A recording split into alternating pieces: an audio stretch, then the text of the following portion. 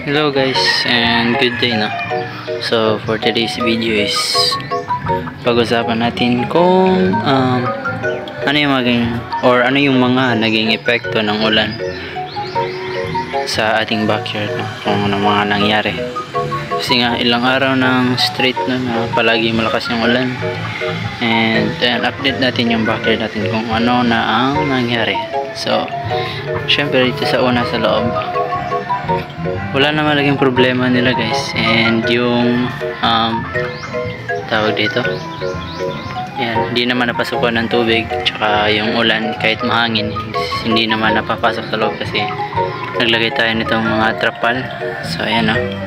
And yung mga dito naman nasa labas na manok is yung iba gaya nito, okay naman sila. And yung itik okay rin. Pero yung iba nating sisyo guys is gaya nun, yung maliit na yun is natamaan ng sakit. Pero napainom na naman natin ng gamot. So ayan. So ayan yung nagkasakit. Ayan.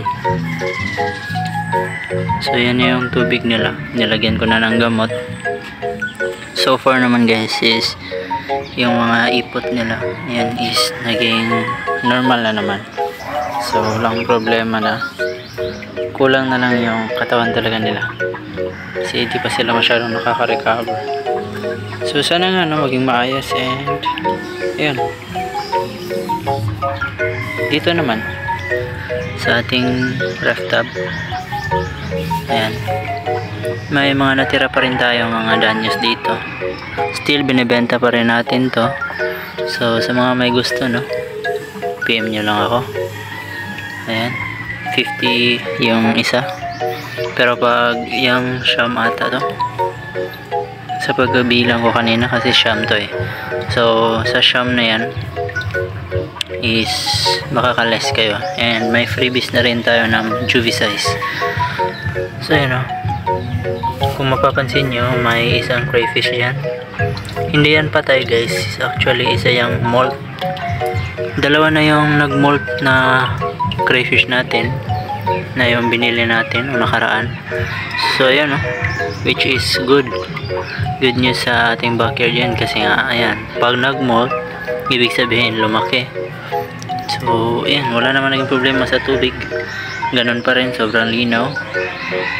Ayan, dagdag pa ako ng isang water lily.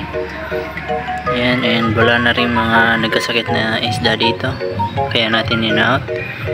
And dito wala, nadagdagan lang yung tubig dahil sa ulan, pero wala naman naging problema na.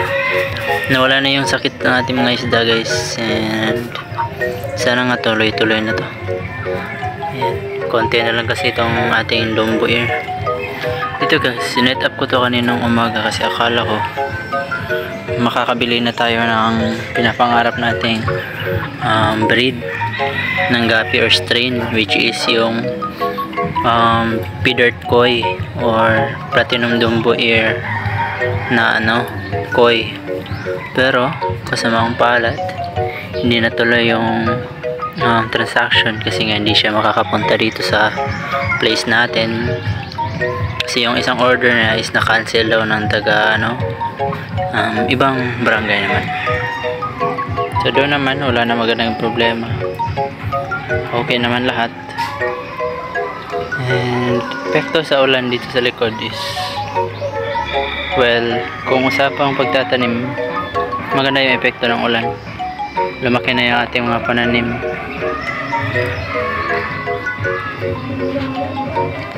So ayan, good news ang ulan sa ating mga pananim. Pero sa mga manok natin na nasa labas is medyo hindi maayos or hindi maganda. So yan nga, no, yan lang muna yung update natin sa ating backyard ngayon. And salamat sa panonood, and don't forget to subscribe guys, and follow na rin sa ating page. So salamat.